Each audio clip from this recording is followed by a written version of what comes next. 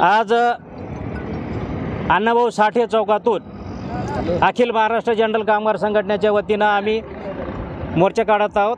आज संबंध देशभर धोरणाच्या विरुद्ध हा देशभरचा संप आहे, बंद आहे।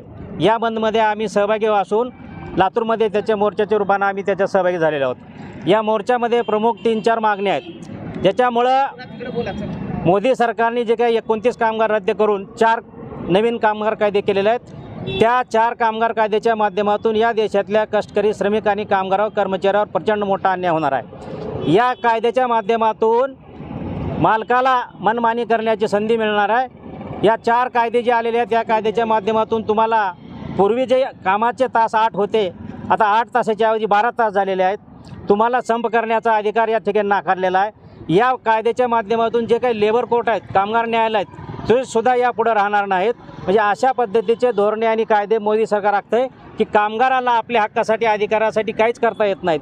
हे 4 जे कायदे आणलेले आहेत, त्याने हे 4 कायदे घटनाविरोधी, संविधान विरोधी, लोकशाही विरोधी तर आहेतच, त्याच्याशिवाय हे आंतरराष्ट्रीय श्रम संघटनेच्या तत्वाविरुद्ध आहेत। म्हणून आम्ही हे कामगार कायदे रद्द करावेत।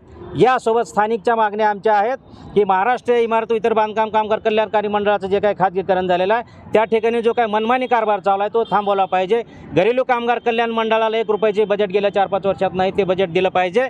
घरेलू कामगार कल्याणकारी मंडळावर संचालक नाही, कार्यकारी मंडळ नाही, ते त्वरित नेमा।